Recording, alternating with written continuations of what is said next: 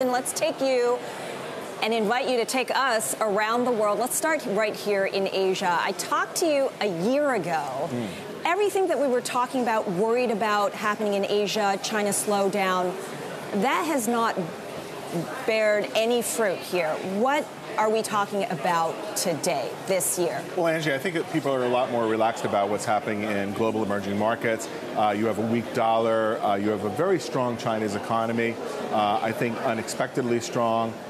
You don't have a collapse of the property market in Hong Kong that people have been talking about. ASEAN is actually in good shape. Japan a little bit slower than we expected, but not so much slower than expected.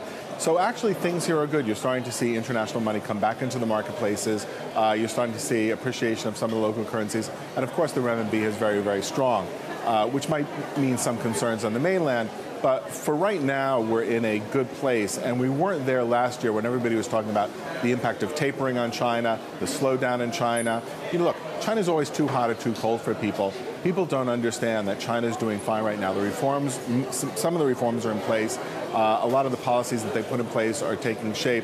So right now, this part of the world is in good shape. Okay, China is preparing for its 19th People's Congress. Xi Jinping and his anti-corruption drive, and also the regulatory enforcement of, you know, even the liquidity and the deleveraging. Yes. How has that impacted opportunities for investors? There's no doubt that if the last 5 years has been about his plans to really clean up large parts of society, he's going to focus on financials this time around. And I think really what he wants to do is twofold. Number one, he wants to open up marketplaces, but he wants to open up marketplaces in a controlled fashion so that they don't get out of control. Look, this guy came to power during the global financial crisis. He saw the damage that did and the extraordinary steps that needed to be taken in order to make sure that there wasn't huge systemic risk. So the impact of Xi Jinping basically coming in and telling HNA and Fosun and Anbang that they're not interested in those types of acquisitions, that if it's not One Belt, One Road, that they're not interested. Look, I think Xi Jinping is being a good country executive. He saw a lot of money go out of China. He wasn't sure where that was going. He wasn't sure the prices that they were paying was the right price. And he's saying, guys, we got to pause. We have to put regulation in place to make sure that we're not buying things at the top of the market. We don't want a Japan situation where everybody went willy-nilly and bought all these assets. He wants to do that in a controlled corporatist fashion. So this is good policy. Some of these investments that were made, they'll be great. But some of the investments are going to be not so great. You would have found that were overpaid for, and Xi Jinping wants to prevent that happening. Are you worried that it feels really arbitrary, especially when you're trying to advise investors and clients where to put their money? Look, what I tell investors to do is to really understand true pricing.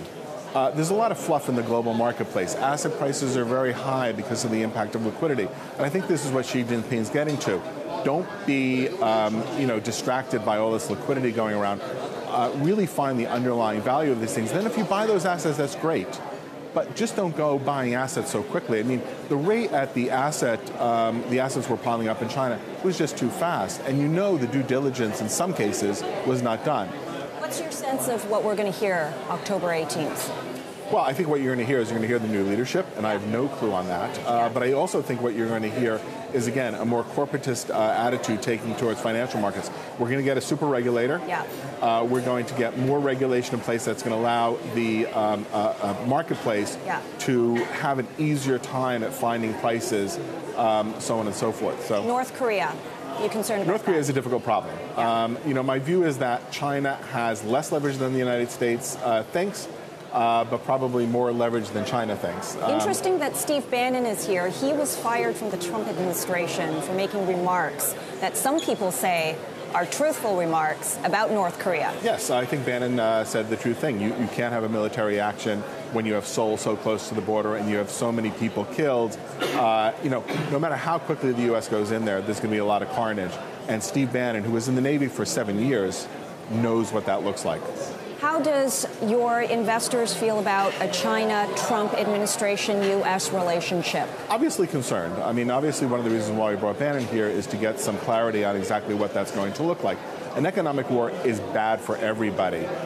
Both sides need to come to the table and address each other's concerns. I think that will happen. I know that the China side is ready to deal. I don't know if the United States side is ready to really talk. China has made very clear what its core issues are. The United States has not yet. I'm waiting for that. Okay. Well, interesting as well, movements last week on, who's going to be at the Fed next year. Is it going to be Janet? Well, is it going to be Janet Yellen? Stanley Fisher's not going to hang on for that. What's your sense of that? Look, I think we've been overthinking the Fed a little bit too much because everybody's been worrying tapering, when are they going to start getting rid of the bonds, so on and so forth. Nothing's going to happen until we get global inflation. Wait for global inflation, then something will happen. Don't overthink this.